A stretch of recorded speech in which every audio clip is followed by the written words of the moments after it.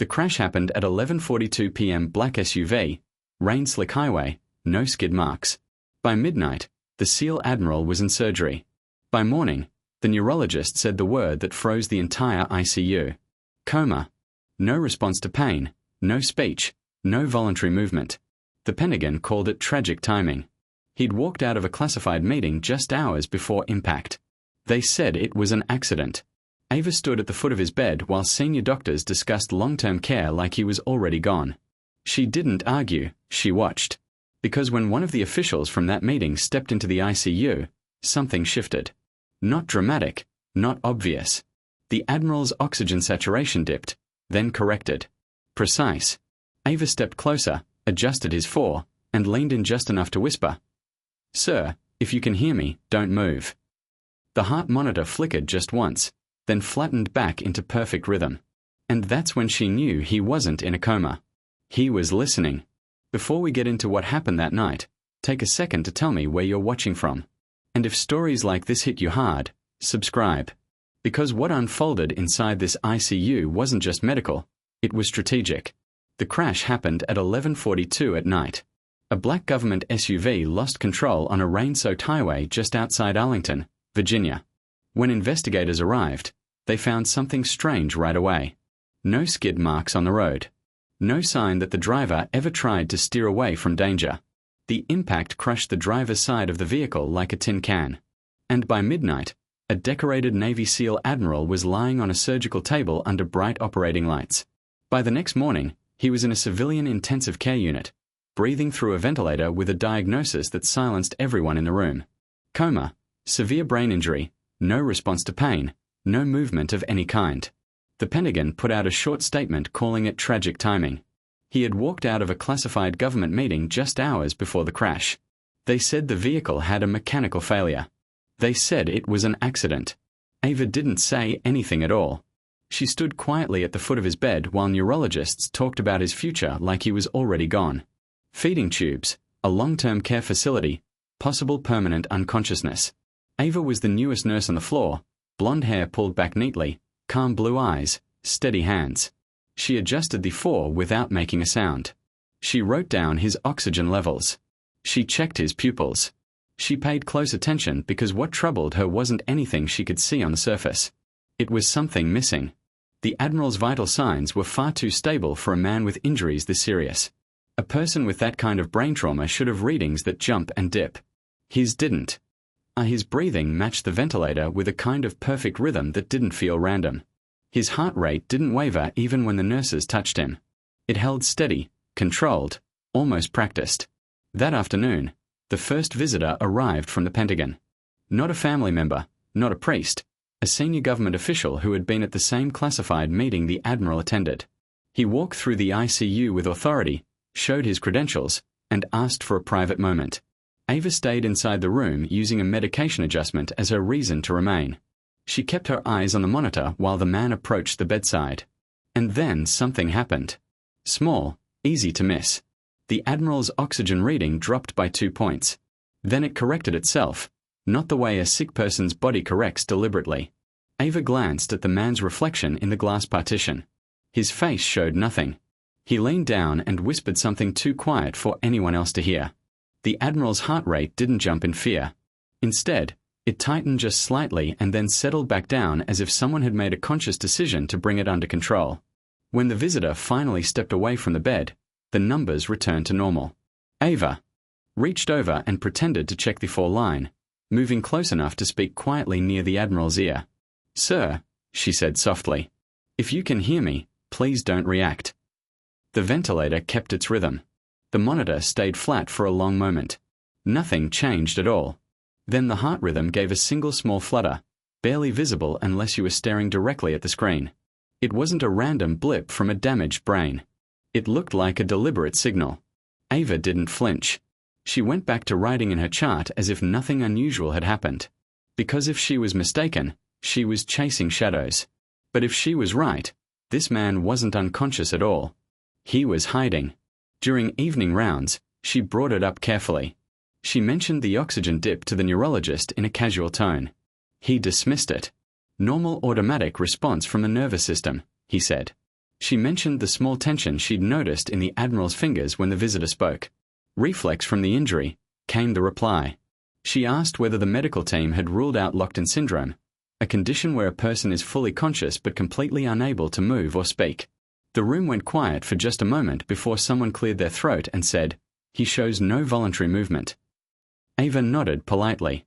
She didn't push, but she knew the difference between a body that couldn't move and a body that was choosing not to. When she pressed on his hand to test his pain response, his vitals didn't change. When she dimmed the lights, his pupils shrank exactly as they should, normal.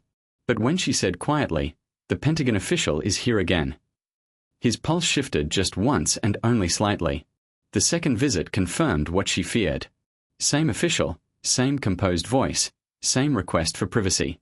This time, Ava adjusted the ventilator settings slightly to watch how his breathing responded. The Admiral's breath matched the machine without any variation until the official leaned close and said, "No one else needs to know." At that moment, the breath held just a fraction of a second longer than the machine required. Ava felt it more than she measured it. She stepped close to the bed again.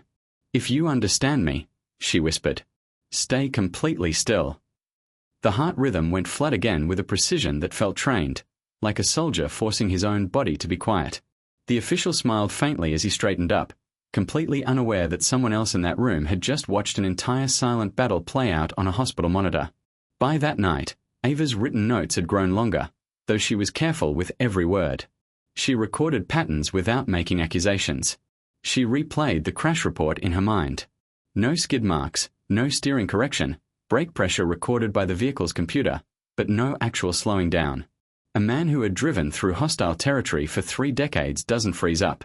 Even unconscious, the body still reacts. This vehicle showed none of that. It was as though the Admiral had simply decided not to fight. That thought sat with her like a stone because men who have survived as long as he had don't give up, not even to accidents. She returned to his bedside when the ICU lights went low and the hallway outside went quiet. "Sir," she said softly, "if you're pretending, you need to know you're running out of time." The ventilator exhaled steadily. The monitor stayed flat. Too flat.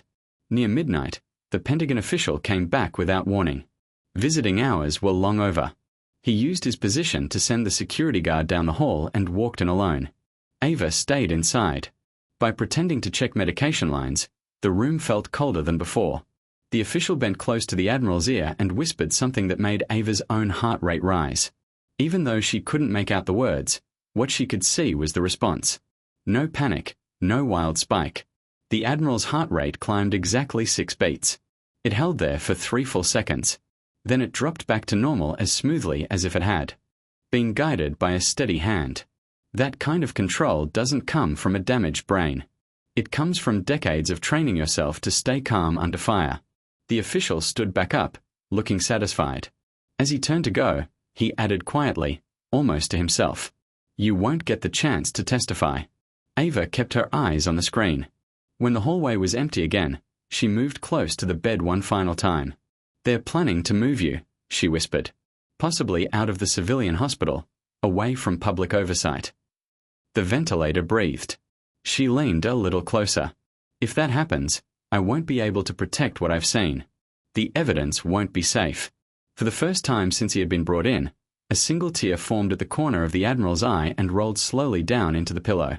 No shaking, no sound, just one tear, released with the kind of quiet control that told her everything. He wasn't lost in darkness. He was trapped inside a plan that required him to appear that way. Before she stepped back, she spoke one last time. "If you want me to fight this transfer, hold steady." The monitor didn't waver. The rhythm stayed perfectly obedient. She understood. He needed more time. He needed the act to hold just a little longer, and the man who had walked out of that government meeting believed he had already won. By morning, the ICU had moved past the initial shock and settled into routine. Charts were updated. The diagnosis was repeated to anyone who asked. The Admiral lay still beneath the soft, steady sound of the ventilator, while administrators talked about insurance windows and long-term neurological facilities as if it were a scheduling problem. Ava stood at the edge of the room going over data she had quietly pulled from the monitor's full activity log overnight. The oxygen drop had occurred at the precise second the Pentagon official leaned toward the bed. Not a moment before, not randomly. The second visit produced the exact same pattern. A controlled change and then an immediate return to normal. Not chaos, not damage, discipline. She copied the timestamps into her personal notes, careful not to put anything accusatory in the official hospital file. If she turned out to be wrong, she would lose her job and her reputation. If she was right, a very powerful person had a very strong reason to want this man to never wake up, at least not officially. The crash report arrived electronically that afternoon as part of routine coordination between the hospital and federal staff. Ava had no real reason to study brake pressure readings or black box data, but she read every word anyway. The SUV had registered brake engagement.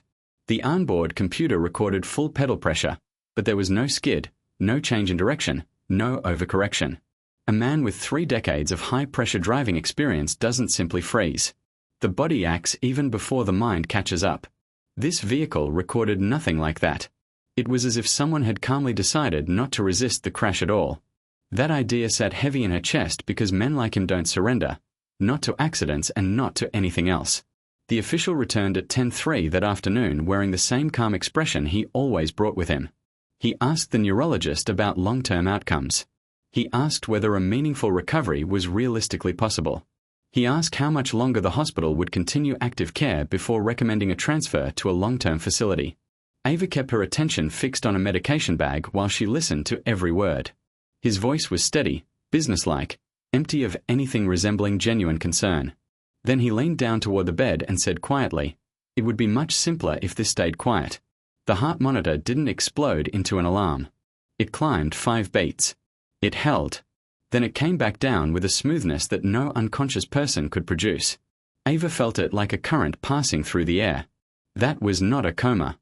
That was a man in absolute control of himself. She waited until the official stepped into the hallway, then adjusted the ventilator's flow rate by a small safe amount, just enough to create a mild demand on the lungs.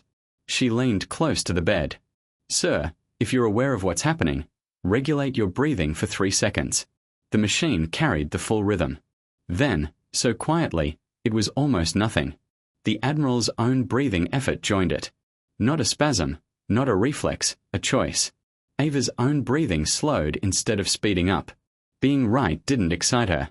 It sharpened her. Because this situation had moved beyond medicine.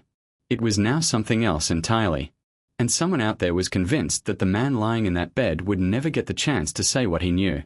Later that evening, she heard something she was never meant to hear.